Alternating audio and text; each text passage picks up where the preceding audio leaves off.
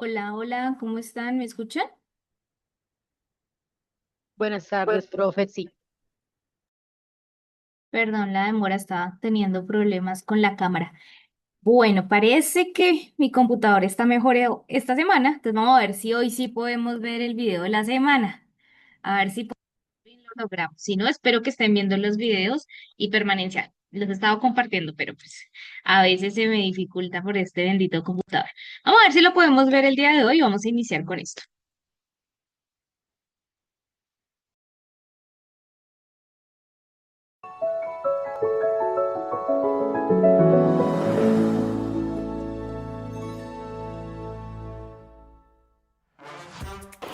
¿Te ha pasado que vas a mitad del semestre y no entiendes el título del tema del curso?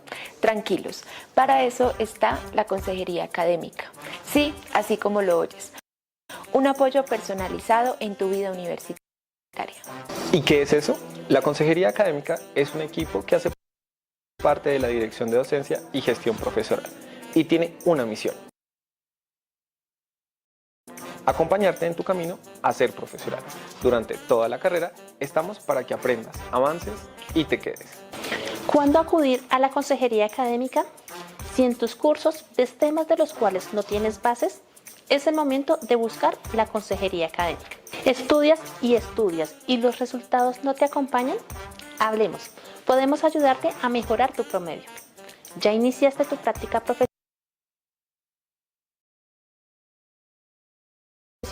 o en responsabilidad social?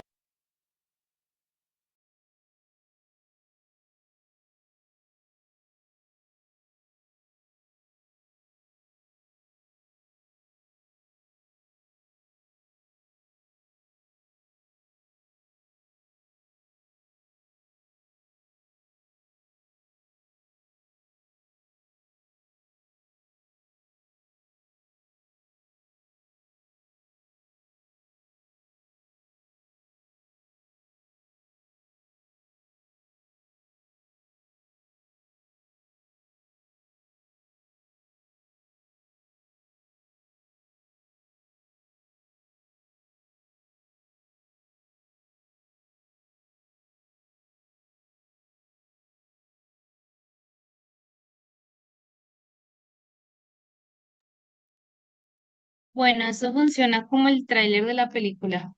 A veces funciona, a veces no. Entonces vamos a hacer lo siguiente. Voy a dejarles el resto del video, el link, para que terminemos de verlo. Entonces denme un segundo.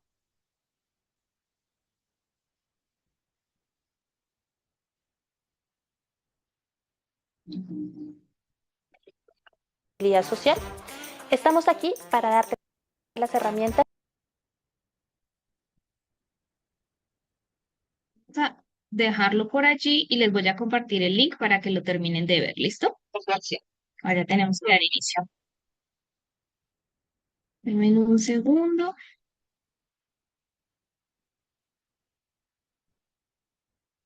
No, no se quedó tildado, Marcela. Les estaba diciendo que se bloqueó por un segundo, entonces les estoy compartiendo el link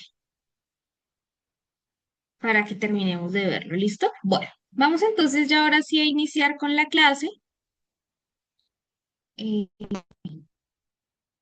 denme un segundo, comparto las diapositivas.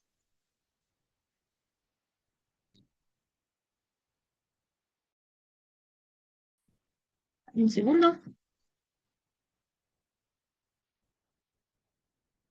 Cerramos todo, a ver si así nos deja funcionar.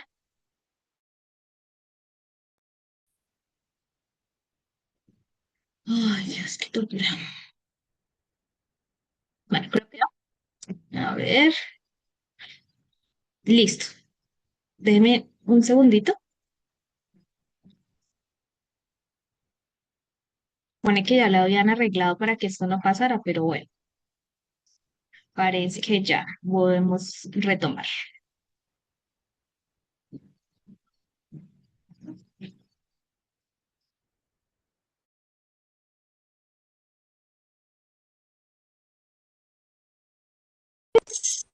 Creo que ya deben estar viendo mi pantalla. Ya debe estar grande y déjenme que voy a quitar los sonidos del equipo para que no se escuche retorno. Segundo. Adiós. Listo, perfecto. ¿Me confirman si escuchan bien, si ven bien la pantalla?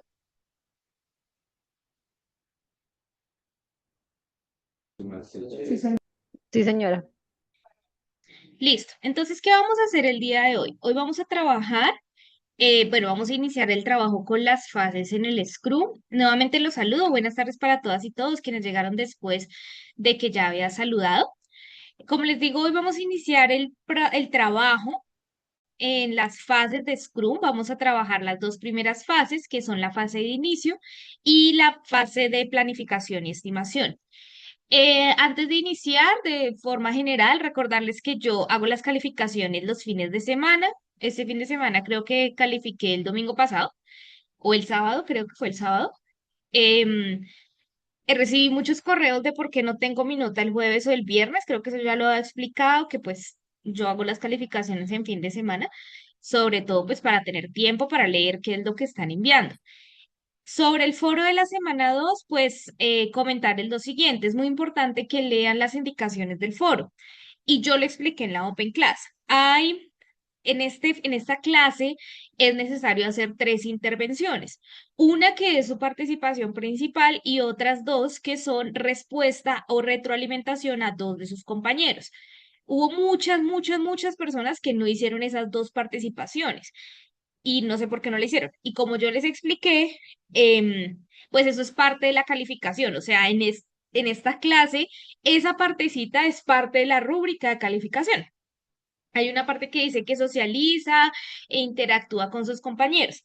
Entonces, pues, si no hacen esa segunda participación, pues no van a tener calificación en esa parte de la rúbrica, van a sacar seguramente cero y eso les baja mucho la nota del foro, muchísimo, porque pues puede que saquen cinco en las otras dos variables, pero con una variable que saquen cero, pues les quedan tres. Entonces, sí, por favor, sean cuidadosos con eso. Yo lo expliqué, no entiendo por qué hay personas que no lo hicieron de esa manera, quizás no lo leyeron en el aula, no estuvieron en la Open Class y no siguen indicaciones y pues por eso se vio reflejado en la nota. Eso por un lado. Por otro lado, esta semana ustedes ya hicieron la actividad de la semana número 3, entregaron el día de ayer, yo voy a estar calificando de pronto esta semana sí anticipado. Em, Espero poder empezar las calificaciones para el jueves y viernes estarlas haciendo. Espero, en la medida de lo posible, espero que así sea, si no, pues el sábado en la mañana, como hicimos la semana pasada. Pero pues sí tengan un poco de paciencia porque pues sí recibí varios correos, incluso correos un poco, em, no sé cómo llamarlos, displicentes solicitando su calificación y eso yo ya lo había indicado. Yo tengo hasta 7 días como profesora para poder calificar y pues las horas que se me dan para calificación no son suficientes, así que me toca tomar horas de mi fin de semana para poder calificar. Así que sí les pido paciencia y también cuando hagan sus comunicaciones, pues que estas comunicaciones sean pues en el marco del respeto y todos sí estamos en un marco de la exigencia, pero pues también en la forma en cómo nos exigimos, ¿no? Y yo seguiré trabajando en qué hacer para mejorar mi computador, que pues se nos está presentando siempre el inconveniente con el video. Bueno, dicho eso, ¿alguna duda, alguna pregunta, algún comentario? ¿Todo claro? ¿Algo que mencionar?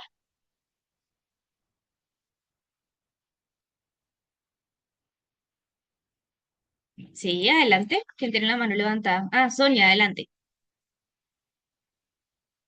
Gracias, profesora. Lo que pasa es que sigo sin grupo de trabajo y quisiera saber si dentro de los compañeros que están en clase, a quién les hace falta para poder integrarme y no quedarme sola trabajando. Vale, pueden hacer esa gestión a través del chat porque yo tengo que iniciar. Acuérdense que yo nunca creo un grupo de trabajo. Obligar a estudiantes a trabajar con otros estudiantes es para problemas. Después se empiezan que no respondió, que no contactó, que por eso yo no hice el trabajo y la culpa es de la profesora porque me obligó a trabajar con otros. Y eso sí es política. En esta clase yo no obligo a trabajar a nadie con nadie. Em, Cuando ya tengan conformado su grupo o cuando alguien pues se una a Sonia, me avisan a qué grupo se va a vincular y yo la estaré añadiendo a ese grupo. Para eso utilicen el chat mientras tanto y cuando ya tengan definido el grupo, me mandan un correo a través del aula. Bueno, vamos entonces a iniciar. Hoy vamos a hablar de todas las fases en general, de las 5 fases en el Scrum, pero nos vamos a centrar en la primera y la segunda fase. En la primera, que es la fase de inicio, donde definimos las épicas del proyecto, donde definimos las historias de usuario, donde definimos la definición determinado y se construye el product backlog. Entonces vamos a ver todos esos componentes. Y la segunda fase, que es la planificación y estimación. Se me olvidaba, lo vi esta mañana y olvidé colocarlo en las diapositivas, pero sí se los voy a dejar en el foro de dudas. En Scrum hay 19 procesos que manejamos y que lo que yo estoy haciendo es distribuyendo esos 19 procesos durante todas las semanas. Entonces, por el lado de la fase de inicio, tenemos procesos como la creación de la visión del proyecto, donde vamos a ver elementos como lo es el Product Backlog. Por el lado de la fase de planificación y estimación, tenemos otros elementos como lo son las historias de usuario, lo vamos a ver también el día de hoy, donde vamos a ver cómo se estiman las tareas, cómo se crea el Sprint Backlog. Bueno, encontré hoy que algo que me pareció muy interesante, que es una página web en la que les muestra cada uno de esos 19 procesos que tenemos en el Scrum y les muestra cuál es la entrada, cuál es el requisito inicial, cuáles son las herramientas que debemos tener en cuenta en esa entrada y cuáles son las salidas. ¿Por qué digo esto? Yo estoy viendo o les estoy mostrando en la clase los elementos o las herramientas más importantes, más importantes. Hoy vamos a ver, por ejemplo, las épicas, las historias de usuario, el Product Backlog y así. Sin embargo, hay un montón de herramientas que uno también utiliza en el Scrum, como por ejemplo las sesiones JAT, el análisis PODA, el análisis de brecha, los criterios de selección, el aseguramiento de expertos, la selección del equipo, bueno, eso sí lo vamos a ver. Eso también lo vamos a ver. ¿Qué otra que nosotros no veamos? Los cuestionarios, las técnicas de identificación de riesgos. Las técnicas de identificación de riesgos son súper importantes también. Y bueno, así hay un montón de herramientas que yo, por tiempo, porque tenemos 1 hora y media, no las voy a poder presentar, pero sí es muy importante que ustedes conozcan porque es parte estructural del Scrum. Entonces yo les voy a dejar cargado en el foro de dudas este link en el que están los 19 procesos del Scrum. Nosotros estamos viendo a grandes rasgos estos 19 procesos, pero pues ustedes iban a poder profundizar en cada uno de esos procesos, lo van a enmarcar en cada una de las fases, que de hecho así está creada la página web. Es como, ese es el proceso que está para cada fase y lo más importante, van a poder ver las herramientas que se utilizan en cada proceso. Entonces, eso se los voy a dejar cargado en el foro de dudas y casi que la tarea es hacer una revisión de ese sitio web porque va a ser muy importante para lo que estamos viendo. Y dicho eso, pues también vamos a ver la fase de planificación y estimación, que es donde hacemos la planificación del sprint, donde nos centramos en crear el sprint backlog, la meta del sprint, y a partir de eso hacemos la estimación de las tareas. ¿Listo? Vamos a ver en general las otras fases, pero pues nos vamos a quedar con esas dos. En términos de los resultados de aprendizaje, esta semana empezamos unos resultados que vamos a mantener hasta la semana 6, si no estoy mal, y es el reconocimiento de los componentes del Scrum, descripción de esos componentes, definición, clasificación y relación de los componentes. Y por eso también lo que les estoy hablando de los 19 principios, perdón, de los 19 procesos, nos ayuda mucho para poder relacionar esos componentes y tener herramientas para la implementación de la metodología. Entonces, lo que vamos a ver en la clase, más el material complementario que les voy a dejar, va a ayudar a entender esa lógica de reconocer, describir, definir, clasificar y relacionar los componentes.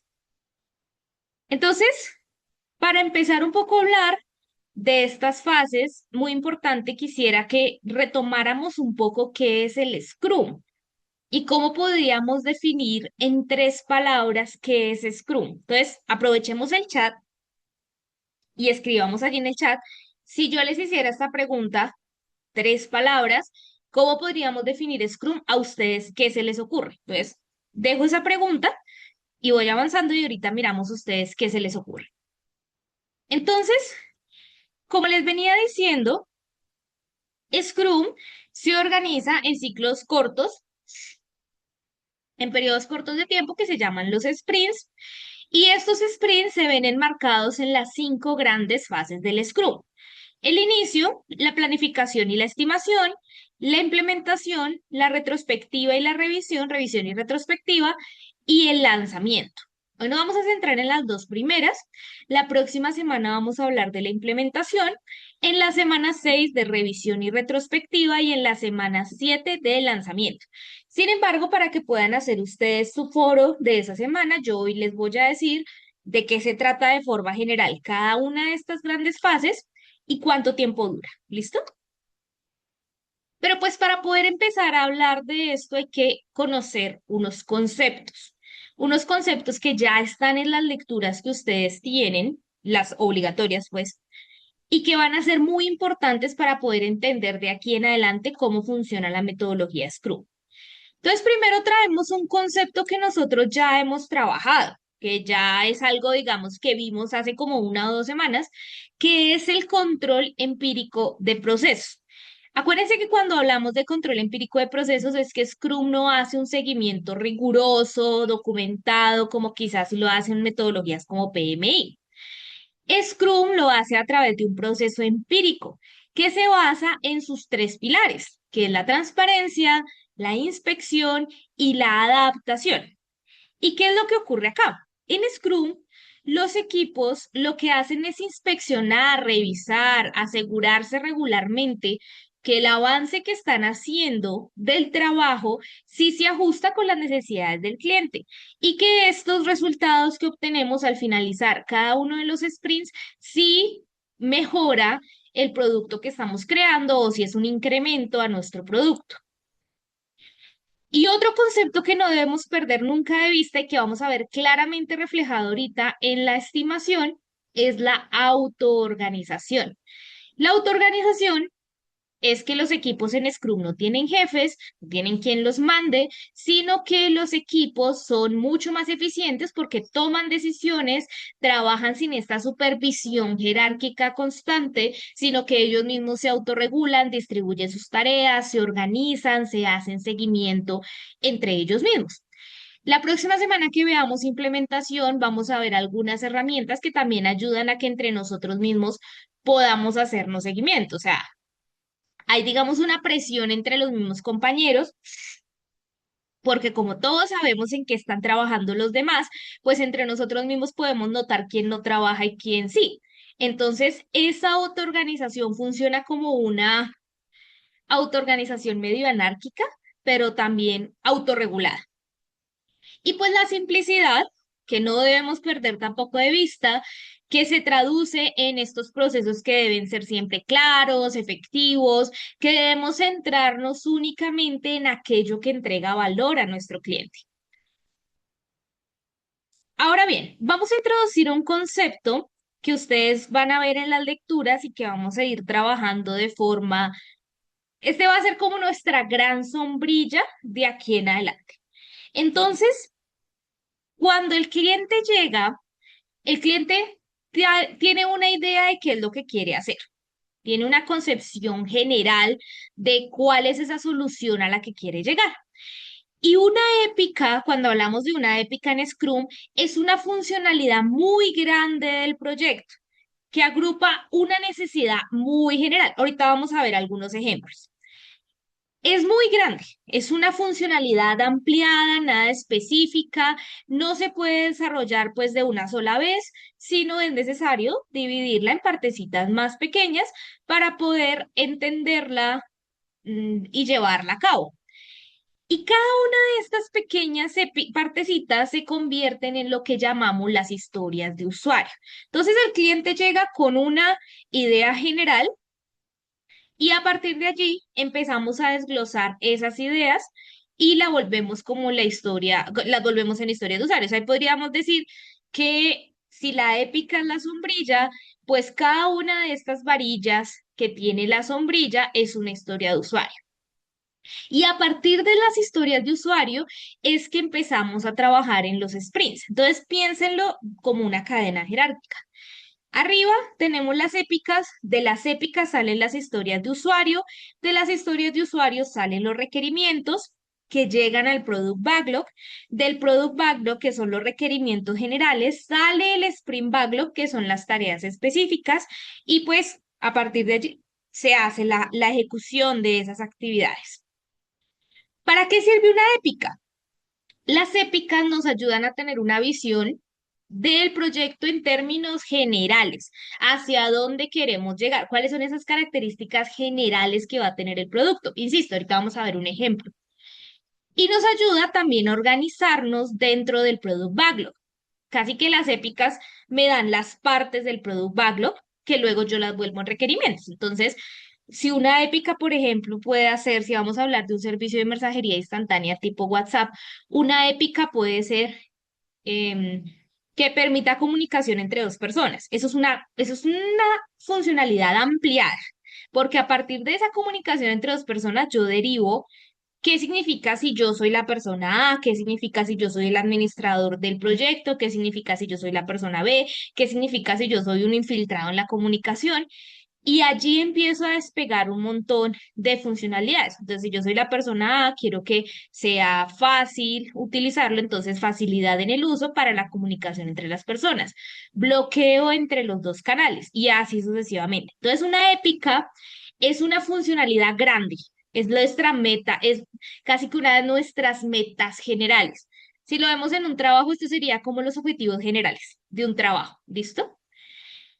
Y lo que va pasando es que a medida que vamos avanzando en el desarrollo de nuestro proyecto, esta épica pues se va haciendo más pequeña, se va detallando, se va descomponiendo en historias de usuario, en requerimientos y en tareas para poder facilitar nuestro desarrollo. Entonces no perdamos de vista un poco la estructura jerárquica de estos conceptos. En primer lugar, entonces tenemos las épicas. De esas épicas se derivan, mejor esa es la palabra que estaba buscando, se derivan las historias de usuario. De cada historia de usuario sale como mínimo un requerimiento. Estos requerimientos se organizan en una lista priorizada que ya sabemos el nombre, que es el Product Backlog. El Product Backlog tiene todos estos requerimientos de forma organizada y a partir del Product Backlog, se eligen los requerimientos que se van a trabajar en cada sprint y se construye la lista pequeña con tareas específicas, que es el Sprint Backlog. ¿Listo? Vamos a ir viendo esa estructura, pero quiero que desde el inicio la tengan presente para que no se pierdan en los conceptos que voy a dar, porque hoy voy a dar muchos conceptos.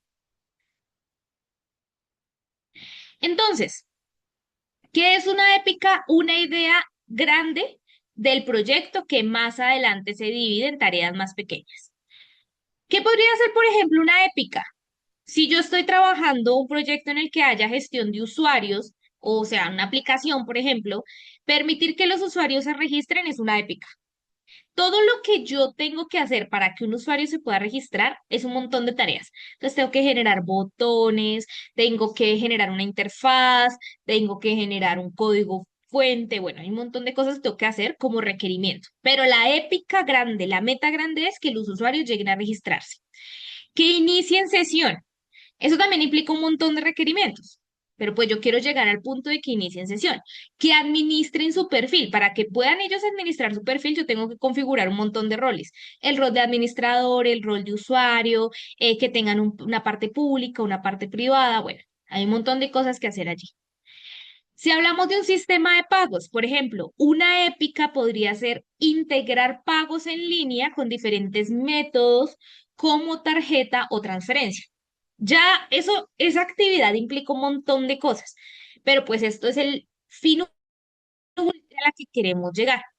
Muchas veces las épicas del proyecto nos ayudan para construir la definición determinada. No son lo mismo, pero nos ayudan, lo vamos a ver ahorita.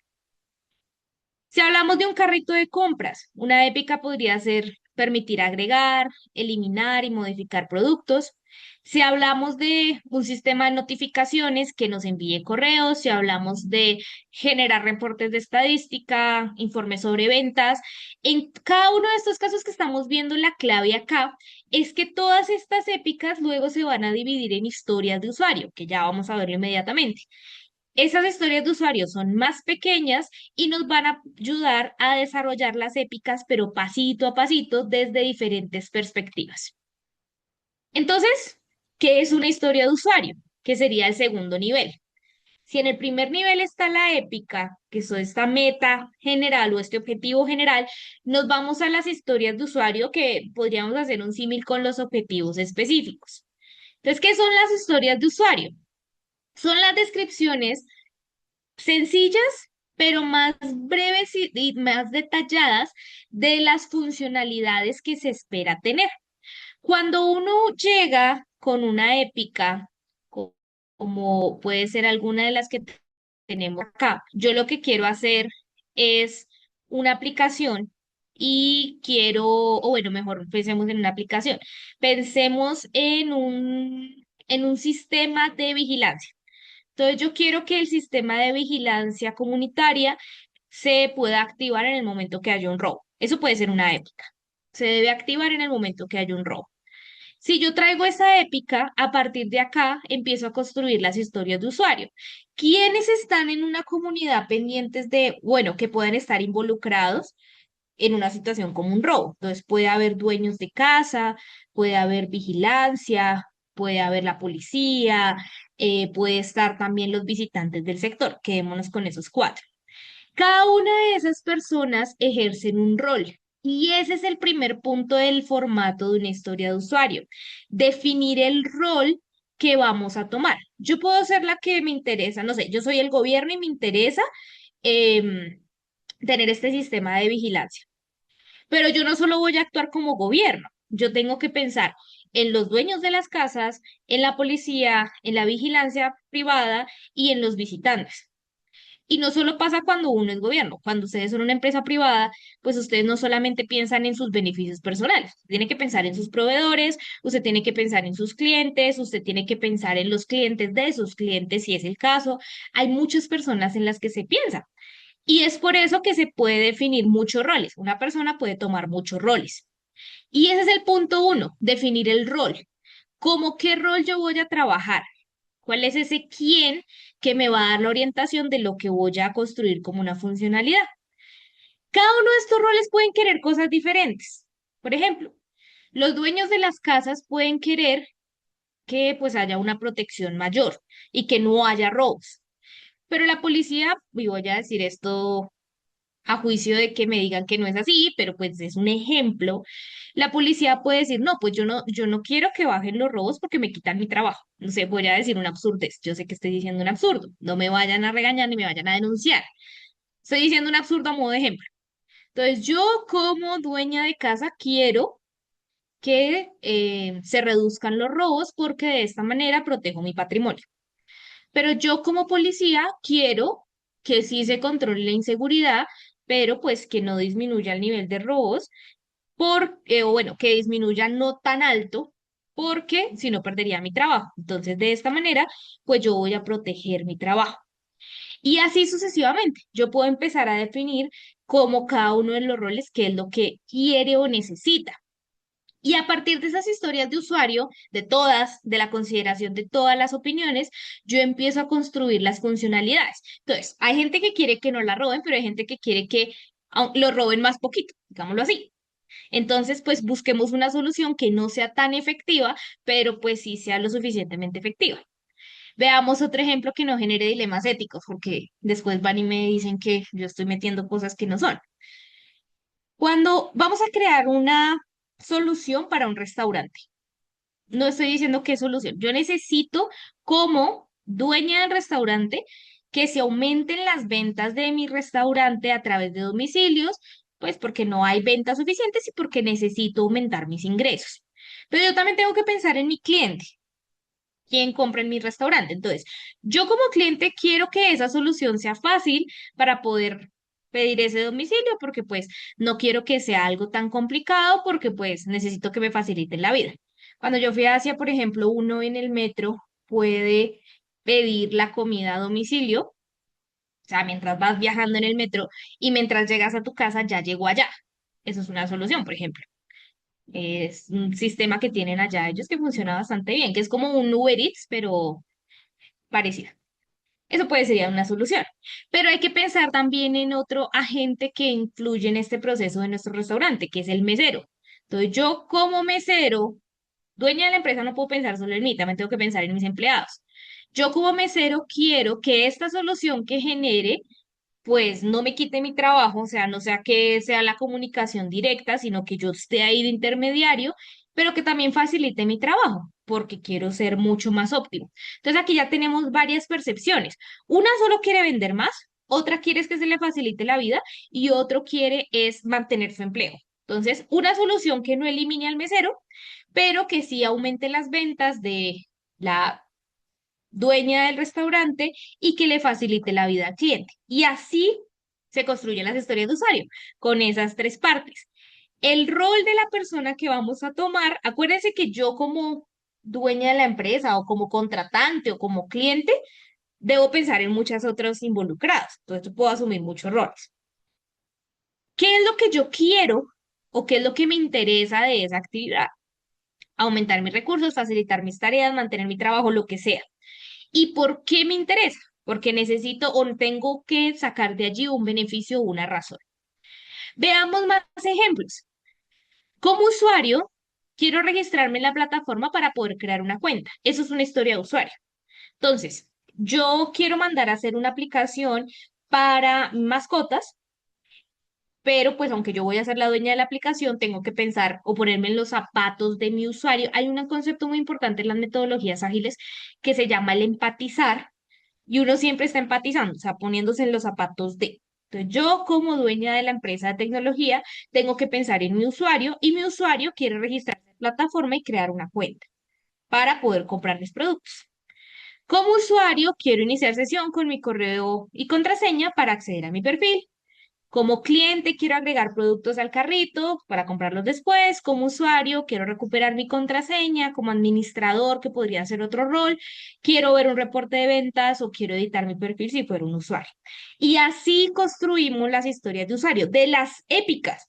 Acuérdense que las épicas son la gran sombrilla, las historias de usuario son las varillas.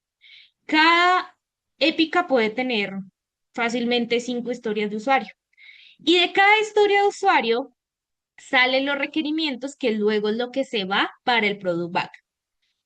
Aquí vamos a hacer un paréntesis para hablar de un componente bien importante que son los criterios de aceptación. Entonces, está la épica, salen las historias de usuario y de las historias de usuario salen los requerimientos, ¿no? Entonces, si la historia de usuario dice, quiero registrarme en la plataforma, entonces yo tengo que hacer un registro en la plataforma. Eso es un requerimiento, registro en la plataforma.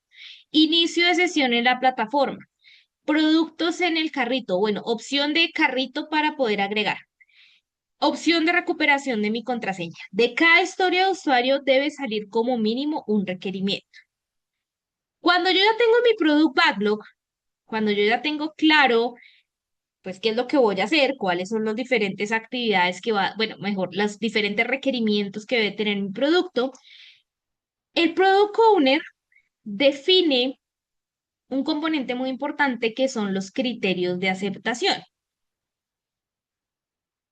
Estos se pueden definir, normalmente se definen sobre las tareas en el Sprint Backlog. Acuérdense que del Product Backlog sale el Sprint Backlog, pero también se pueden definir sobre las historias de usuario. ¿De qué depende la guía? No es muy clara. De la práctica, realmente. La guía dice que los criterios de aceptación se deben definir, pero no dice si se define sobre las historias de usuario o sobre las tareas. Dependiendo del proyecto, si las tareas son muy alineadas con las historias de usuario, pues ahí se define el criterio de aceptación. Si las tareas son muy generales y pues, no sé, una tarea es crear un listado de materiales, pues eso no requiere un criterio de aceptación, sino que se coloca el criterio de aceptación sobre la historia. ¿Listo? Igual, eso lo vamos a ir puliendo en el camino. Pero, ¿qué son los criterios de aceptación? ¿Qué es lo que nos importa en este momento? Son condiciones que debe cumplir la tarea, que debe cumplir la historia específica para considerarse completa. Mm, ¿Listo? ¿Para qué nos sirven? Estas historias nos ayudan a definir qué se espera de esa tarea, de esa historia, y nos ayudan a saber si la historia está bien hecha. Entonces, el criterio de aceptación de una historia como esta que estamos viendo acá, que es quiero registrarme en la plataforma para poder crear una cuenta, implica que el criterio de aceptación debe ser algo del estilo poderse registrar en la plataforma y crear una cuenta, que el usuario lo pueda hacer y se pueda validar de que eso está pasando. ¿Cuándo se definen los criterios de aceptación? Durante la planificación. ¿Listo? Durante la fase de planificación se definen los criterios de aceptación, lo vamos a ver ahorita, y estos criterios de aceptación ayudan y guían a los developers para todo el desarrollo de las diversas actividades que hacemos. Si uno no cumple con los criterios de aceptación, pues no se considera que el trabajo está hecho. ¿Cuándo hacemos esa revisión de que hayamos cumplido con los criterios de aceptación? En la revisión, en la reunión de revisión. Eso lo vamos a ver más adelante, pero cuando yo diga, aquí es donde revisamos los criterios de aceptación, pues ustedes ya deben saber que es un criterio de aceptación. ¿Y para qué nos sirven los criterios de aceptación? Nos ayudan a evitar confusiones y que todos entiendan lo mismo sobre lo que se debe entregar. Eso es una cosa, los criterios de aceptación. Y luego está la definición determinada. Es una regla que indica cuando un trabajo está realmente listo y cumple con la calidad esperada. El criterio de aceptación es sobre cada tarea o historia. La definición determinada es una y es en general para todo el producto. Cuando un elemento del Product Backlog cumple con esta definición, se convierte en un incremento. O sea, cuando hace parte o cuando un elemento del Product Backlog aporta al producto, se vuelve un incremento. ¿Y para qué nos ayuda la definición determinada? Para saber en qué momento está terminado el producto, para saber en qué momento hemos logrado la meta. Si algo de lo que estamos haciendo no satisface la definición determinada, pues no se puede integrar y se debe devolver. Si la organización ya tiene una definición determinada general para todos los productos que está creando, pues todos los equipos deben usarla. No es como que cada equipo Scrum vaya a crear la suya. Por ejemplo, en Spotify trabajan muchos equipos de Scrum. Y la definición determinada es algo así como crear una plataforma integral de música con alta capacidad de adaptación y bueno, una cosa así.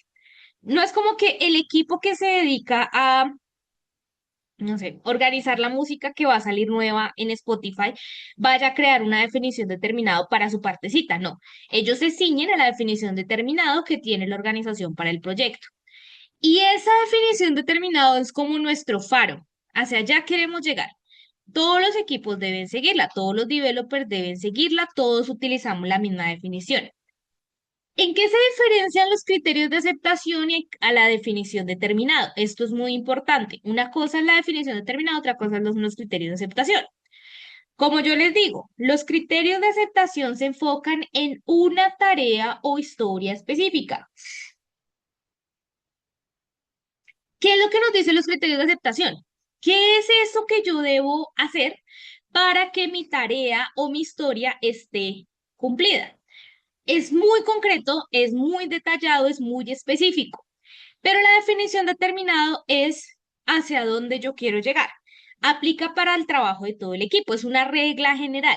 No dice específicamente qué vamos a hacer, sino dice cualquier elemento que estemos haciendo se considera realmente terminado, incluyendo calidad, pruebas, documentación, cuando se alinea con esto que nosotros estamos diciendo como definición determinada. Por ejemplo, si volvemos al ejemplo de Spotify, la definición determinada es crear una plataforma que conecte al mundo a través de la música. Si lo que yo estoy haciendo es creando, o bueno, definiendo el nuevo listado de canciones para el verano del 2026, eso cumple con la definición determinada, porque estoy aportando a lo que quiere el proyecto, que es lograr integrar a las personas con la música. Pero puede que no cumpla con los criterios de aceptación, porque no sé cuál fue la tarea que definieron para esto. Si la tarea era crear el listado, yo creé el listado y si hay una verificación de que ese listado pues se cumplió, entonces yo satisfago el criterio de aceptación sobre la historia de usuario y me alineo con la definición determinada. En resumen, para que no se enreden con estos dos, los criterios de aceptación son específicos de cada tarea, la definición determinado es general, para todo el equipo, para todo el producto, nuestra meta general. Ejemplos. Ejemplos de criterios de aceptación. Por ejemplo, el usuario puede iniciar sesión con correo y contraseña válidos. De las historias de usuario que traíamos acá. Entonces, acuérdense que la historia de usuario decía algo como usuario quiero registrarme en la plataforma para poder crear una contraseña. Entonces, el criterio de aceptación es el usuario puede iniciar sesión con correo y contraseña válidos.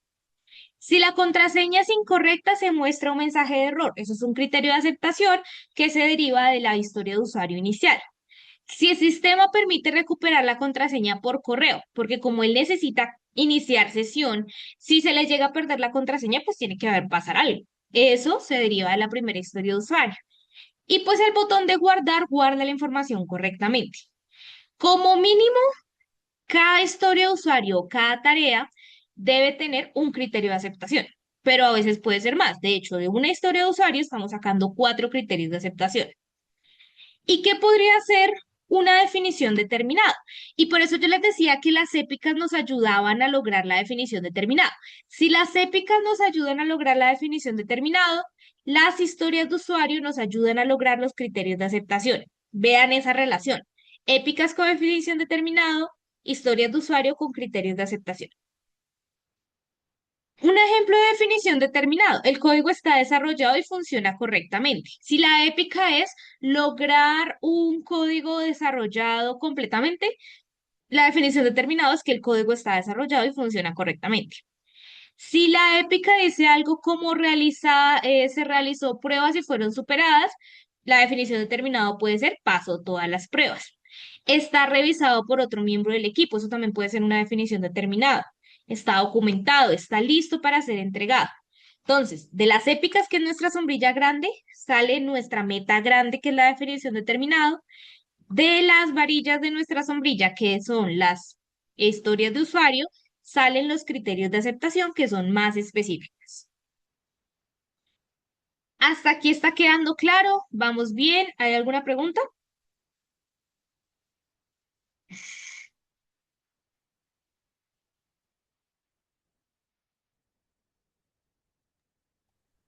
Por mi parte no hay preguntas, profe, muchas gracias. Bueno, parece que está quedando claro. Me alegra. Eso es tal vez lo que acabamos de ver hasta este momento. Es tal vez el concepto más difícil que hemos hecho, que hemos generado en Scrum. Tal vez lo que hemos visto en estos últimos minutos es lo más difícil de Scrum. Entonces, si eso queda claro, de aquí para adelante va a ser súper claro. Bueno, vamos a ver entonces, ahora sí, estos conceptos que acabamos de conocer enmarcados en las fases del Scrum. Entonces, la primera fase es la fase de inicio. ¿Qué es lo que ocurre en la fase de inicio? Primero que todo, tenemos a nuestro actor principal de la fase de inicio, vamos a darle otra manito acá, que es el cliente. Entonces, el cliente llega muy feliz a la empresa y la primera persona siempre en una empresa que recibe al cliente es el Product Owner. Cuando uno trabaja en Scrum, uno dice, listo, el equipo Scrum se puede construir. Pero el product owner debe existir porque él es el que recibe el cliente o él es el que, sí, él es el que diseña la solución. Entonces debe existir el product owner. Entonces el cliente llega muy feliz y llega muy feliz a la organización con una idea. Con una idea que puede ser una buena idea, puede ser una idea muy general, pero llega con algo en su cabeza. Digamos que esto es un bombillo. Vamos. No es fácil dibujar con el mouse, pero digamos que es un bombillo. Entonces el cliente llega a la organización, habla con el product owner y le empieza a contar estas ideas generales que ya eso tiene un nombre, se llaman las épicas. Entonces, cuando el cliente empieza a contar estas épicas así sueltas, el product owner debe empezar una lista de preguntas a nuestro cliente.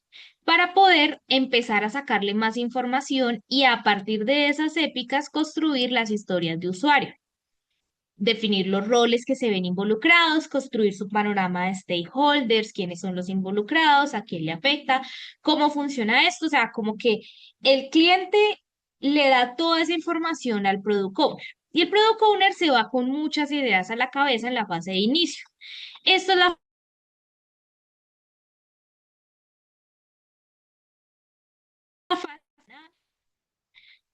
Hasta ahora vamos a empezar.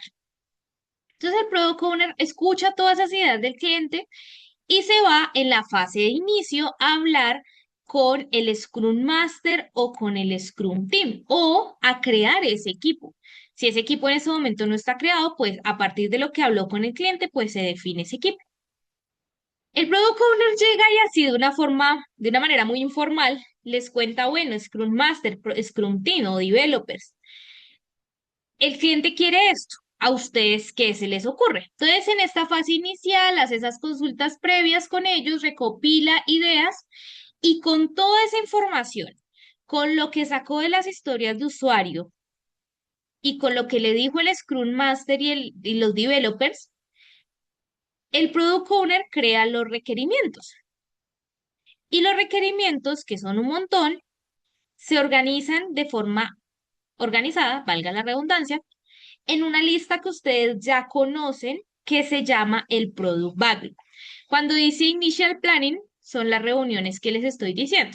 La planeación inicial es hablar con el cliente, hablar con el Scrum Master y con los developers. Entonces el Product Owner se encarga de construir el Product Backlog, lo crea, lo desarrolla, lo escribe, eso literalmente es una lista, y llega entonces a un momento clave que es la planificación. La planificación es una reunión. Es un momento. Normalmente esta reunión dura máximo 8 horas para un sprint de un mes. Si el sprint dura menos de un mes, pues dura menos la planificación.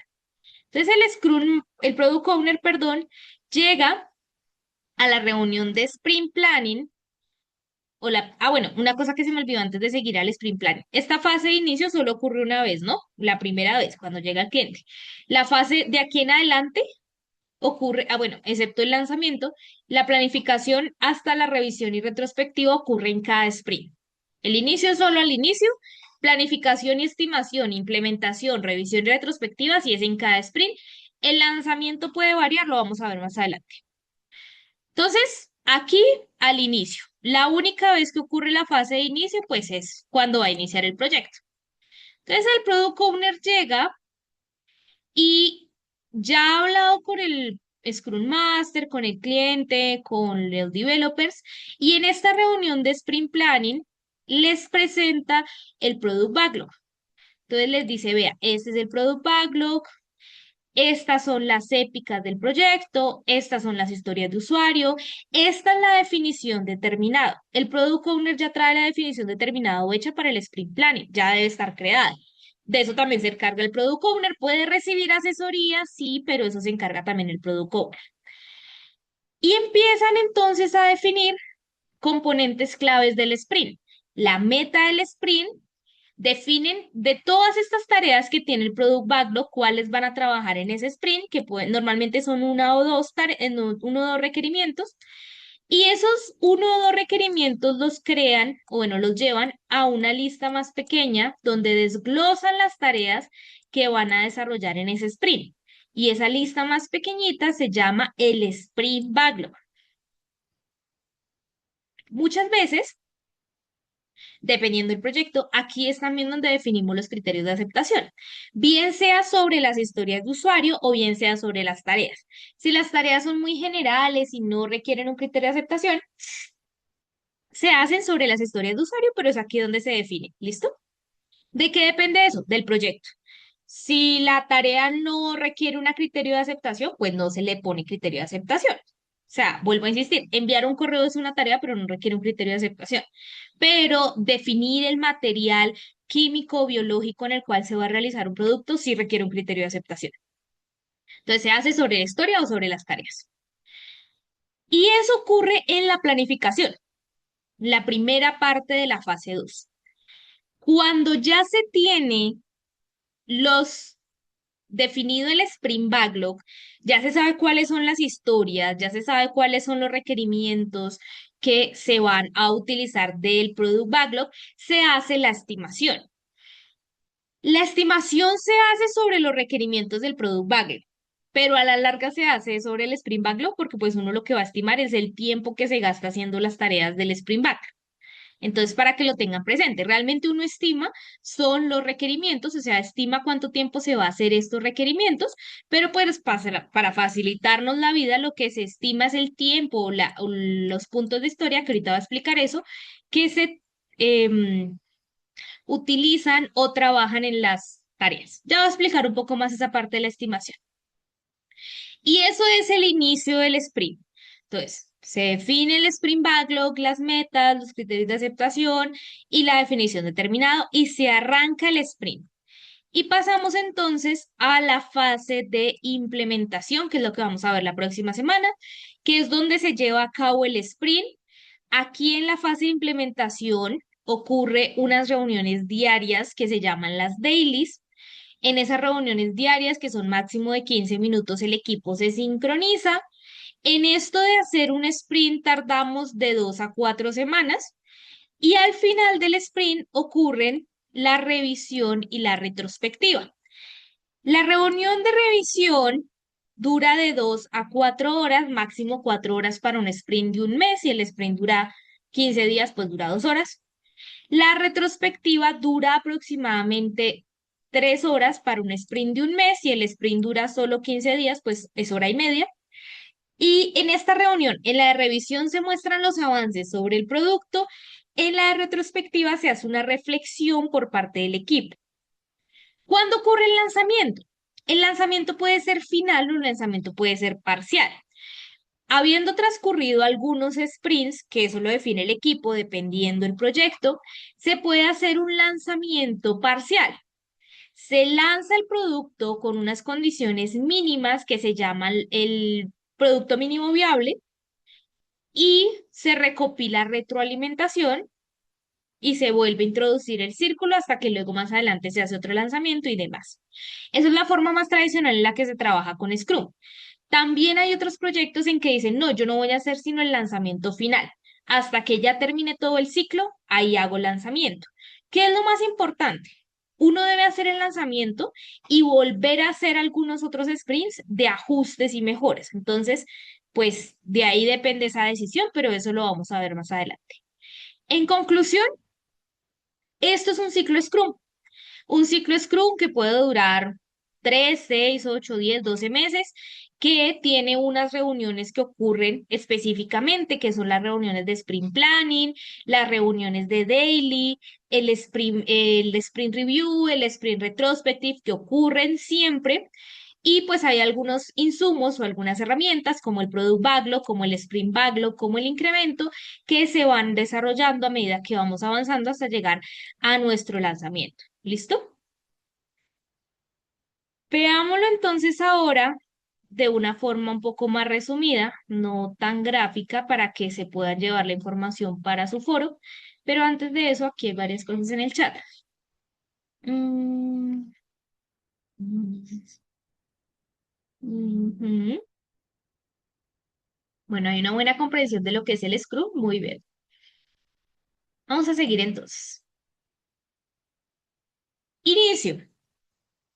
Cuando el cliente llega y nos dice hacia dónde quiere caminar.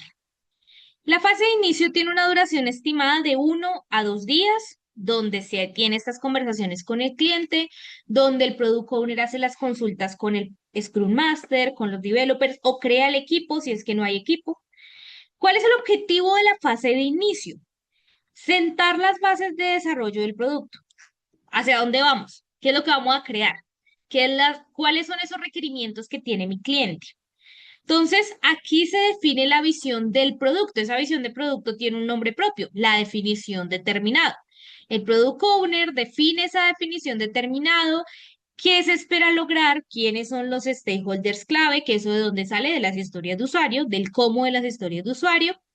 Se establecen las expectativas, nos alineamos como equipo, él hace las consultas, hablamos de las expectativas, de las responsabilidades, y con estas consultas que el Product Owner hace, con la definición determinado clara, pues se crea el Product Backlog, que no se hace solo, que se hace a partir de la colaboración con el equipo, que es esta lista priorizada de todas las funcionalidades.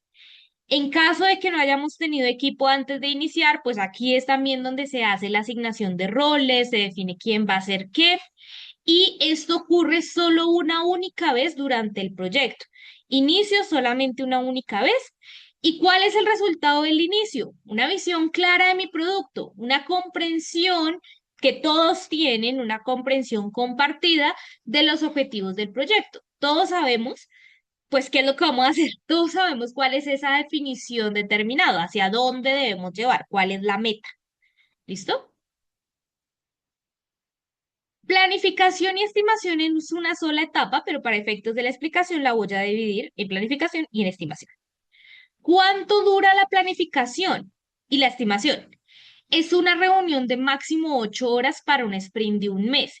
Si el sprint dura menos de un mes, pues dura máximo 4 horas. De hecho, normalmente dura 4 horas.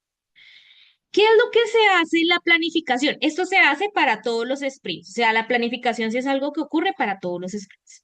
Se define qué trabajo se realizará en ese sprint N, cuáles son las metas que vamos a alcanzar, se toma el Product Backlog, bueno, el Product Backlog se presentan las historias de usuario y a partir de ese Product Backlog se define la meta para el sprint. Cuando ya tenemos claro cuál es la meta del sprint, ¿qué es lo que vamos a elegir del Product Backlog? ¿Cuál es la meta del sprint? Se hace una selección de tareas. ¿Cuáles son esas tareas del product, mejor, cuáles son esos requerimientos del Product Backlog que se van a llevar al Sprint Backlog? Se crea el Sprint Backlog, que es el desglose ya en tareas, y pues al final de la planificación, ¿qué es lo que yo tengo? Llegué con unos requerimientos, con una lista de requerimientos, salgo con una lista de tareas. Entonces, ¿qué es un requerimiento? Ya lo dijimos, iniciar sesión. Bueno, eso ya parece una épica. Que el usuario pueda iniciar sesión y registrarse correctamente. Eso sí es un requerimiento. ¿Qué puede tener yo de tareas de eso? Pues un montón. O sea, yo puedo tener de que el usuario pueda iniciar sesión, crear el código de inicio de sesión, crear el botón para el inicio de sesión, definir cuál es el front del inicio de sesión. Esas son todas las tareas que yo puedo tener. En este caso, por ejemplo, los criterios de aceptación también se definen acá y se definen sobre el requerimiento, que es lo general. Entonces, el requerimiento es que el usuario pueda crear sesión y poder abrir una página de administración dentro de la plataforma. El criterio de aceptación es que efectivamente el usuario pueda hacer esa tarea. ¿Listo? Y luego vamos a la estimación. La estimación es parte de la planificación, o sea, la mitad de la planificación. Planificación y estimación van juntos. Cuando el equipo ya tiene los requerimientos del Product Owner, del Product Backlog, perdón, definidos, cuando yo ya sé qué voy a hacer del Product Backlog, entonces creo el Sprint Backlog, ¿no? Creo las tareas. Y para podernos organizar, para podernos definir cómo vamos a trabajar, porque acuérdense que en Scrum no hay jefes, utilizamos unas técnicas que ya las vamos a ver, que nos van a ayudar a poder distribuir el trabajo de forma justa y equitativa entre los miembros del equipo. Entonces, algo muy importante. La estimación se realiza sobre los elementos priorizados del Product Backlog, es decir, los que se van a trabajar en el sprint y no sobre todo el Product Backlog. Hay un error muy común que ocurre cuando ustedes empiezan a hacer el portafolio de la semana 5 y es que hacen la estimación sobre todo el Product Backlog. No, uno no estima todo el Product Backlog porque el Product Backlog cambia en la medida que van pasando los sprints. Entonces, yo la única estimación que voy a hacer es la estimación sobre los componentes del Product Backlog que voy a trabajar en el sprint. Profe, ¿puedo hacer estimación sobre el sprint backlog? Sí, y de hecho en el mundo real uno estima también los 2 o 3 elementos del Product Backlog que vamos a trabajar y estima el sprint backlog. ¿Para qué? Pues para distribuir las tareas. Pero acuérdense que la estimación es solo los elementos que se van a trabajar en el sprint, no de todos los elementos. Y esto ocurre porque, como les digo, hay una situación que se da al finalizar cada uno de los sprints, que es el refinamiento del backlog. Cada vez que termina un sprint y de forma continua, de hecho, durante el sprint, uno va ajustando el product backlog. El product backlog no es algo fijo, no es como que se crea ya al inicio y allá y quedó. No, eso se va ajustando y se va mejorando, se van incluyendo tareas, perdón, requerimientos, se van agregando requerimientos, eso puede ir variando. Como eso va variando, entonces yo no puedo hacer toda la estimación porque yo no sé si eso va a variar. Muy importante, eso sí lo deben tener súper en cuenta para la entrega de la semana 5. La estimación solo se realiza sobre los elementos del Product Backlog que van a trabajar en el sprint que sigue.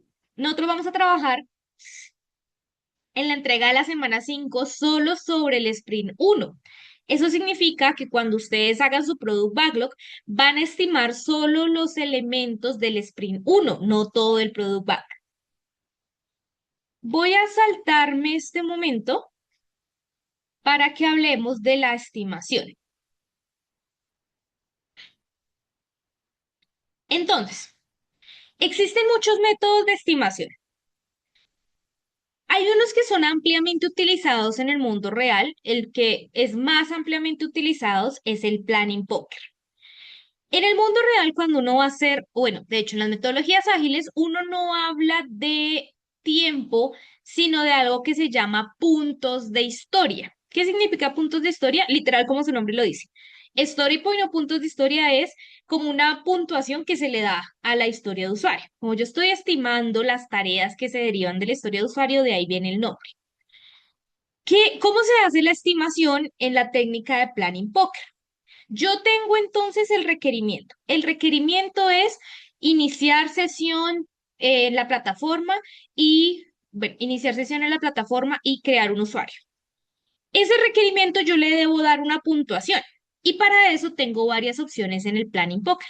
Si es una tarea muy pequeña, yo le puedo dar una puntuación de medio punto.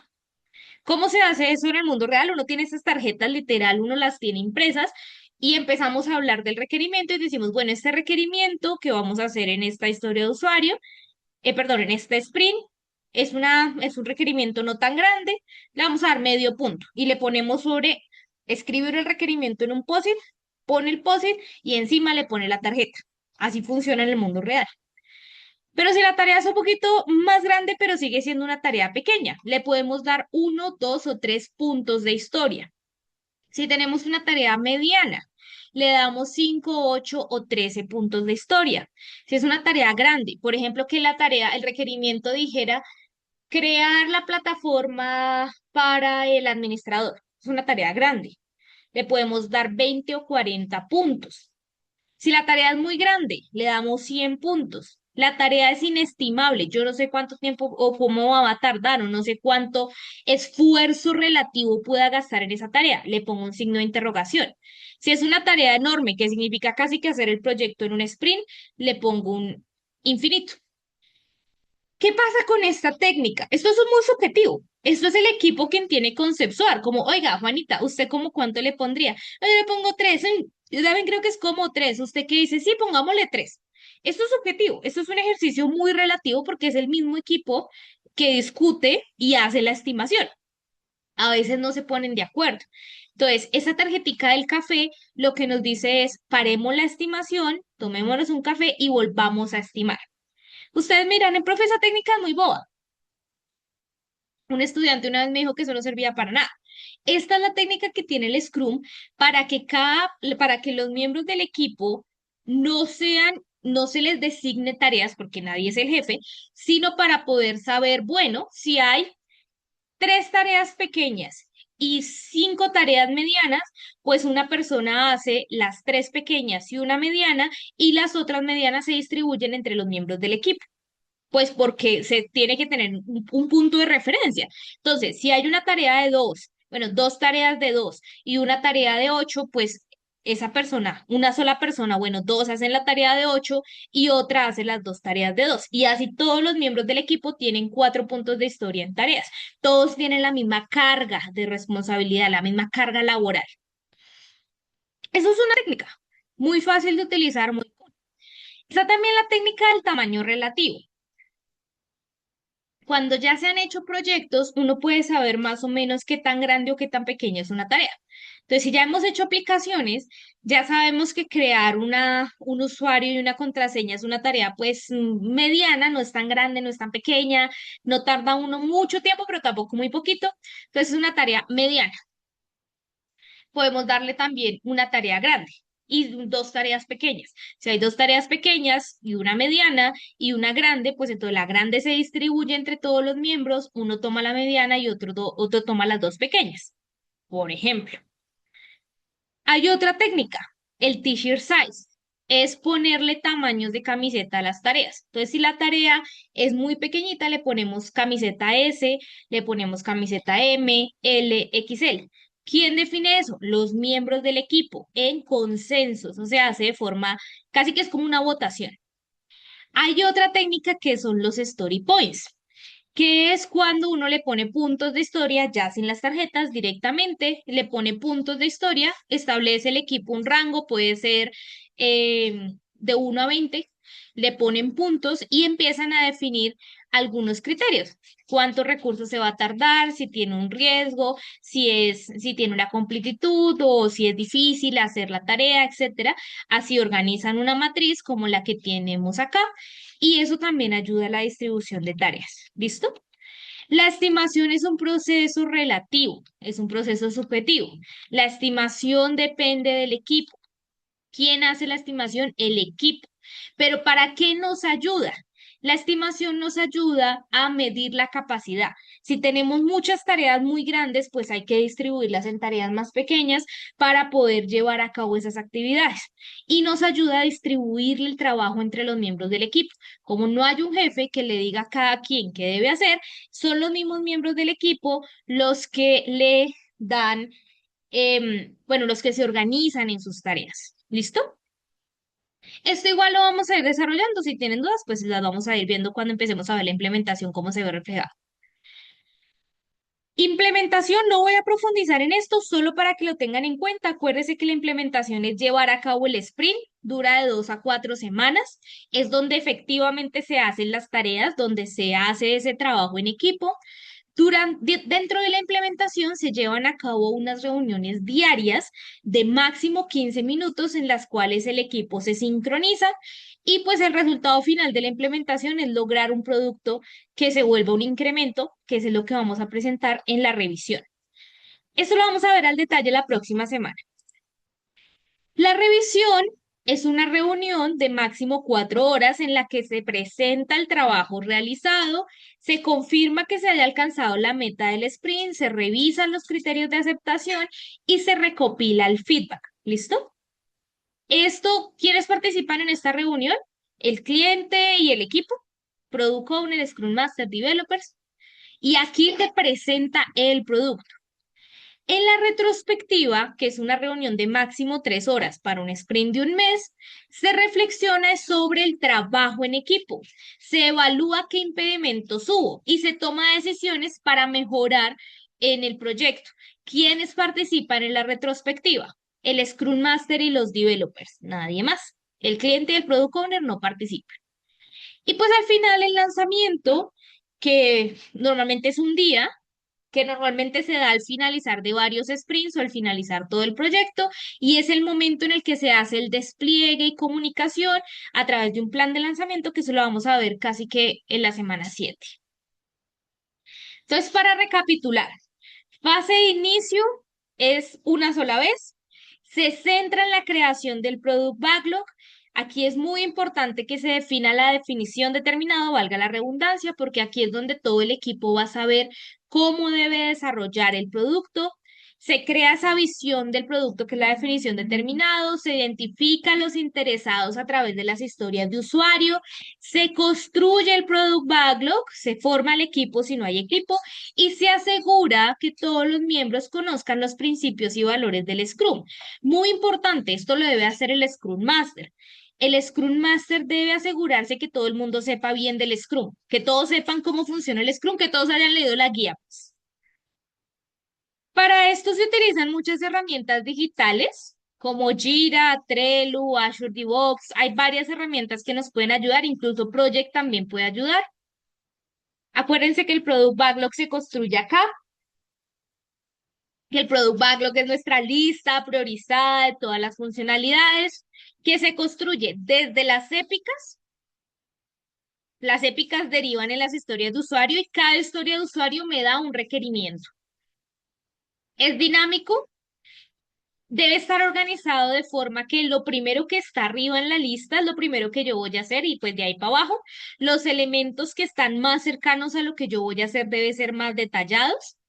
Y pues, por ejemplo, si trabajamos en un caso de una empresa de software que necesita desarrollar una plataforma de gestión de clientes para optimizar la atención usuario, pues primero definimos la visión del producto, que es la definición determinado, una plataforma centralizada para gestionar clientes y mejorar la experiencia del usuario. Definimos las historias de usuario y de allí sacamos los stakeholders. Creamos el product backlog inicial. Por ejemplo, aquí tenemos algunas historias de usuario que quiero como administrador. Aquí tenemos varios stakeholders, el administrador, el usuario, el supervisor. Y aquí historias de usuario que luego se van a volver requerimientos. Veamos este ejemplo. Como administrador, quiero agregar nuevos clientes para llevar un registro actualizado. Eso se vuelve un requerimiento. Creación de formulario de registro de clientes. Y eso es lo que yo estimo. Entonces, aplico Planning Poker y determino que la historia de creación de clientes tiene 8 puntos de historia. Si yo veo otro ejemplo de la historia de usuario, como usuario quiero filtrar clientes por nombre para acceder rápidamente a la información, eso se vuelve un requerimiento. Implementación de filtro de búsqueda. Y eso tiene una estimación, 5 puntos de historia. Y la última historia, como supervisor quiero generar reportes de clientes para evaluar su historial. Eso se vuelve un requerimiento, generación de reportes. Si quiero generar reportes, pues es generación de reportes básicos. Y eso es lo que estimo. Los reportes, perdón, tienen 13 puntos de historia. Y así el equipo sabe que si esto es lo que va a trabajar en el primer sprint, hay una persona que se debe encargar de la tarea de 8 puntos y la de 13, por ejemplo, se la pueden dividir entre 2 personas. Podría pasar, que es casi que 7 y 7, bueno, 7 y 6 y otra ayuda a la de 5. Así se puede organizar el equipo, ¿listo? Durante la fase de planificación y estimación, estos elementos del Product Backlog los traemos y a partir de esto hay que desagregarlo en tareas. Creación de formulario de registro de clientes, esto tiene dentro muchas tareas. Primero que todo, yo tengo que buscar la base, perdón, de registro de clientes.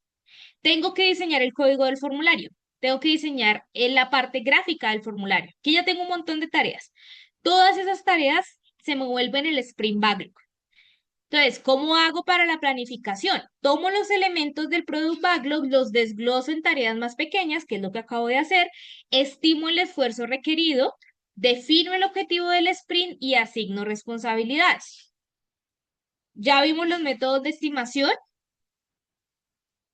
Acuérdense que el sprint tiene un propósito, una meta que debe ser planificada en la fase de planificación, que el sprint consta de eventos claramente definidos. La planificación, las reuniones de daily o Scrum Daily, la revisión y la retrospectiva. Siempre van a ocurrir en cada uno de los sprints estos 4 eventos. Planificación, Scrum Daily o Scrum Diario, revisión del sprint y retrospectiva del sprint. Siempre. Aquí es donde vemos reflejado ese principio de la inspección. Esto ya lo vimos. Esto también ya lo vimos, las fases del sprint planning es definir la meta del sprint, seleccionar los ítems del product backlog, desglosarlo en tareas y hacer la planificación. La definición de la meta del sprint también es muy importante porque lo que yo espero tener de esa meta es algo que va a ayudarme a guiar todo el trabajo. Si nosotros vamos a hacer el primer sprint con este ejemplo que tengo por acá, el de creación del formulario, implementación del filtro de búsqueda, generación de reportes básicos, si esos son los elementos, la meta del sprint debe ser algo del estilo una plataforma inicial o un mock-up que me permita a mí validar el formulario de clientes, hacer filtros de búsqueda y generar reportes. O sea, todo está conectado. La meta del sprint está conectado con lo que yo voy a hacer en ese sprint. Y lo otro que les iba a decir es hay que ser muy cuidadoso con la meta del sprint, porque la meta del sprint es lo que nos van a pedir cuando hagamos la revisión. Lo primero que nos pregunta el Product Owner en la revisión es, ¿cumplimos o no cumplimos la meta del sprint? Entonces, yo tengo el Product Backlog, definido unos requerimientos, de ahí construyo la meta del sprint y eso los desgloso en tareas. Y todas esas tareas pues las debo cumplir para cumplir la meta del sprint. Y ya, así funciona un poco rápido, lo sé, pero son muchos elementos. Pero quisiera preguntar, ¿hay alguna pregunta en general hasta aquí? ¿Hay algo que de pronto no haya quedado tan claro?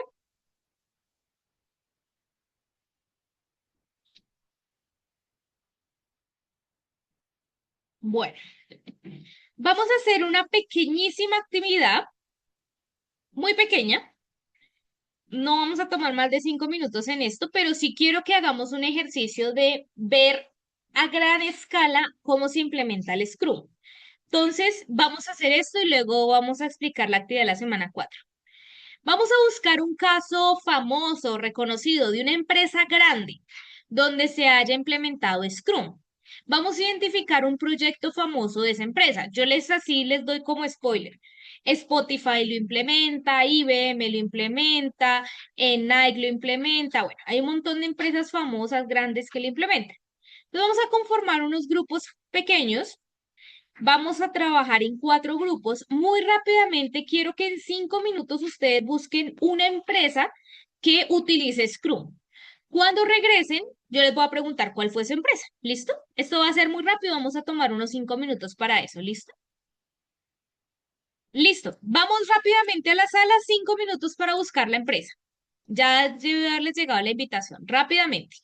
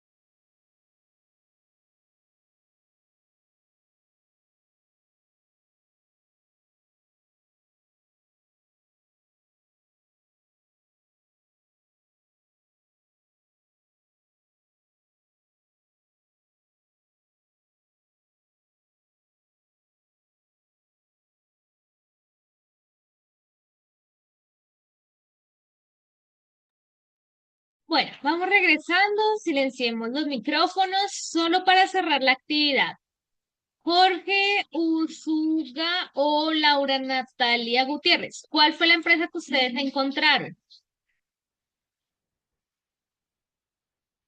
Profe, hola. Encontramos al BBVA y a Rappi. Ajá. Ok, solo déjemelo hasta ahí, BBVA y Rappi. Y veamos otros dos ejemplos. Diego Armando Gallego, Karen Díaz, Lisette Pico o Sonia Robles. ¿Encontraron alguna otra empresa? Sí, Apple. Apple. Apple, ¿alguna Sí, más? Sí, Netflix, casi todas las plataformas de visualización, streaming y otras. Bueno, muy bien. ¿Por qué quería que hiciéramos esta actividad de forma así muy rápida? Para que ustedes se lleven una idea de que esto no es algo que nos inventamos acá o que se nos salió de la manga, no. O sea, esto es una metodología de implementación internacional. Y les voy a dejar la segunda tarea. La primera tarea es hacer la lectura de los 19 procesos, ¿no? Eso lo voy a dejar ahorita en el foro de dudas. La segunda tarea es buscar otras empresas que implementan Scrum, ¿listo? Bueno, vamos entonces a hablar de la actividad de esta semana. Entonces acuérdense que la de la semana 3 voy a estarla calificando durante estos días. La de la semana 4 es un foro de discusión.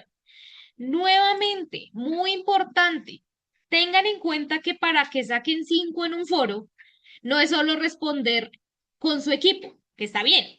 Deben hacer las dos retroalimentaciones a sus compañeros. Dos, no una. También hay gente que hizo solo una. No, son dos. Esta semana en el foro 2 no les califiqué tan duro porque yo dije, bueno, no están acostumbrados, pero soldado advertido. En este foro, todo el mundo debe tener sus 3 participaciones. Si no tienen las otras 2, en esa parte de la rúbrica van a sacar 0 y les va a bajar mucho la nota. Todo el mundo debe tener sus 3 participaciones. Una con su equipo, como lo hicieron en el foro 2, y las 2 retroalimentaciones a sus compañeros, a otros compañeros de otros equipos, de otros. ¿Cuáles son las 2 preguntas? ¿Cuáles son los eventos más significativos en un proyecto bajo la metodología Scrum? Pues eso lo vimos acá. La reunión de Sprint Planning, que es donde se hace la planificación y la retrospectiva. El Sprint es uno de los eventos más significativos. Las Daily Scrum, las revisiones, la review y la retrospectiva, las retrospectivas y el lanzamiento.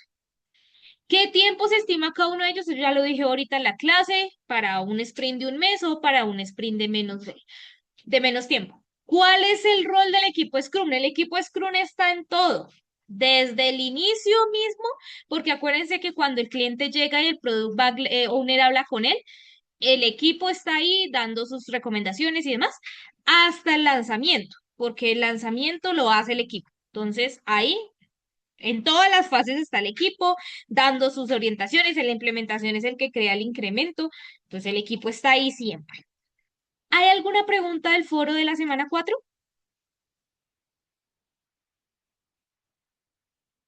Marcela, adelante. Profe, buenas noches. Profe, referente a lo que estabas hablando del rol del equipo Scrum, pues el equipo Scrum es todo, es decir, desde el Product Owner hasta el Development Team. Entonces, digamos que ahí es considerar, porque por ejemplo en la fase inicial, ¿cierto? Está el Product Owner. Entonces sería Y como también está abarcar. el Scrum Master y también están los developers, porque en la fase Exacto, inicial todos están desde el inicio hasta el fin. listo. O sea, es en general porque igual todos hacen parte del equipo. Sí, claro. Listo. Todos Muchas están, gracias, digo, es profe. que la gente muchas veces se confunde es con los developers. Y si es que los developers no están en el inicio, no, en el inicio están, al igual que el Scrum Master, porque ellos son los que ayudan a construir el Product Backlog con el Product Owner. Están en el lanzamiento. También me han dicho en algún foro, es que el Product Owner no está en el lanzamiento. ¿Cómo que no está en el lanzamiento? Pues claro que está en el lanzamiento. Entonces, la conclusión es, el equipo participa en todos los eventos, ¿listo? Y ahí hay que reconocer que los developers hacen la construcción, que el Scrum Master, por ejemplo, en el inicio se asegura que el equipo sepa de Scrum. Bueno, hay mucho tela por cortar, ¿listo? ¿Alguna otra pregunta?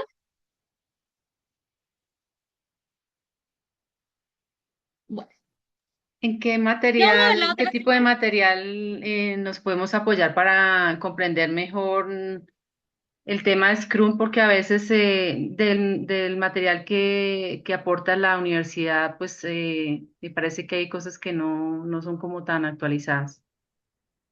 Yo les he venido dejando, Sonia, de pronto por lo que tú no estabas en las primeras semanas, yo les he venido dejando en el foro de dudas, en la sección materiales de clase, las diapositivas, pero también les he venido dejando lecturas complementarias. Ahí hay varias cosas que ustedes sí o sí deben leer. Una es la guía Scrum, que ya en este punto todo el mundo debería haber leído la guía, excepto obviamente los que entraron tarde. Eso está en el foro de dudas. Hay otra lectura que yo también dejé que les va a ayudar mucho para este foro, que es la de Basic of Scrum. Esa sí está en inglés. Aquí en este curso pues también leemos en inglés. Esa también está en el foro de dudas. Y ahorita les voy a dejar los de los 19 procesos. Yo sé, y por eso lo hago, yo sé que lo que les da la universidad como obligatorios no son suficientes, pero en el foro de dudas, si no me falla la memoria, ya hay como 5 lecturas complementarias para entender Scrum. ¿Listo? Gracias. ¿Alguna otra pregunta? Bueno, y ahorita terminando la clase, cargo las diapositivas y cargo los de los 19 procesos. La próxima semana vamos a ver implementar. Implementarlo vamos a ver en 2 líneas. Vamos a ver las reuniones de daily. Vamos a ver cómo se hacen las reuniones de daily, cómo hacer una buena reunión de daily. Ahí tengo un video que espero que la otra semana sí se reproduzca porque es muy importante. Y vamos a ver una segunda parte que me gusta mucho, que es la metodología Kanban aplicada a Scrum. Eso no está, digamos, como tal escrita así, pero pues el tablero Scrum o el tablero Kanban es fundamental en la fase de implementación. Y para eso vamos a ver una herramienta digital que es Microsoft Planner. Si ya lo han manejado, pues maravilloso, va a ser una clase, una pincelada Planner, pero quienes no, pues les va a servir porque la idea es que en el portafolio de la semana 7 ustedes usen Microsoft Planner, otra herramienta digital, puede ser Trello, Jira, bueno, la que ustedes quieran, pero aquí en esta clase vamos a ver Planner y vamos a construir un tablero Scrum en Planner. Eso lo vamos a ver la próxima semana. La próxima semana vamos a iniciar con el portafolio de evidencias. ¿Qué es lo más importante para el portafolio de evidencias? Que usted tenga claro su proyecto, que usted tenga claro sobre qué va a implementar Scrum. Y de una vez lo voy a decir y lo voy a volver a repetir. El portafolio no es hablar de qué es inicio, planificación y estimación, no. El portafolio es coger una empresa, coger un proyecto e implementar Scrum. Yo la próxima semana voy a decirles punto por punto qué tiene que tener ese trabajo. Literalmente tengo una diapositiva de portada, resumen. Primer componente es, no sé, el product backlog, no me acuerdo ahorita. El segundo componente es los miembros del equipo y así, punto por punto que tiene que tener ese trabajo. ¿Listo? Eso lo vamos a explicar al detalle el próximo martes. No lo voy a explicar ya porque ya se nos acabó el tiempo y además tengo que decirles esto que es muy importante. Necesito que por favor escaneen este código QR y esto es una encuesta que está realizando la universidad para un escaneo, un sondeo que están haciendo para los estudiantes. Necesito que por favor cada uno de ustedes en este momento escanee este código QR y antes de que se finalice, se cierre, se acabe, pues hagan este sondeo. Si ya lo hicieron, no tienen que volverlo a hacer. Si ya lo hicieron en otra clase, no tienen que volverlo a hacer. Quienes no lo han hecho, por favor, antes de irse de esta clase, vamos a escanear el código QR y lo vamos a hacer. Mientras van escaneando el código QR, ¿hay alguna otra pregunta? ¿Algún comentario? Lo más importante para la próxima semana es que todo el mundo llegue con su proyecto claro en su cabeza. ¿Qué es lo que voy a implementar? ¿Sobre qué es lo que voy a implementar Scrum? Profe, ¿puede ser proyectos que ya he utilizado en el pasado? Sí. Profe, ¿puede ser proyecto en el proyecto en el que trabajo o en la empresa donde trabajo? Ojalá, que es la que usted más conoce. ¿Puede ser mi emprendimiento? Sí. ¿Tiene que ser una empresa real? No. ¿Puede ser un proyecto que usted se invente? Sí. Pero desde que sea un proyecto viable, pues sí. ¿Listo? Daniela, adelante. Profe, una duda, ese proyecto, eso es grupal, o sea, solo desarrollaríamos un proyecto No, por grupo, ¿sí? ¿Es individual? no, es individual. Ok. Ese trabajo es individual, tanto semana 5 como semana 7 es individual. ¿Por qué? Así lo decidió la universidad. Si hubiera sido por mí, yo lo hubiera puesto grupal, pero la universidad pide que sea individual. Joana, adelante.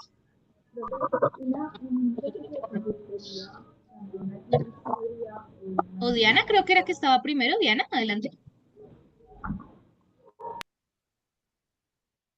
Diana Carolina. Ah, no, ya apagó el micrófono. Entonces, Joana Milady, adelante. Una empresa de consultoría aplicaría ese Uy, yo no le modelo. escucho. Le escucho súper lejos. Por acá, por el celular. Sí, mejor. Listo, profe. Una empresa de consultoría. Ella podría aplicar a la metodología. Sí. Ah, ok, listo. Gracias. Y claro, acuérdense que Scrum se puede hacer con cualquier cosa, desde productos hasta servicios, desde entornos médicos hasta construcciones. Entonces, cualquier cosa que a ustedes se les pueda ocurrir, aplica. Consultoría, aplica. De hecho, lo que uno más hace en Scrum es consultoría. ¿Alguna otra pregunta? ¿Ya escanearon el código QR? No se van hasta que escaneen el código QR y hagan la encuesta, por favor, colaboren a la causa. Bueno, estimadas, estimados, estimades, muchísimas gracias, que tengan una feliz noche y entonces nos vemos el próximo martes. Igualmente, Que les vaya muy profe, bien. hasta luego. Gracias, profe. Feliz noche. Gracias, profe. Chao.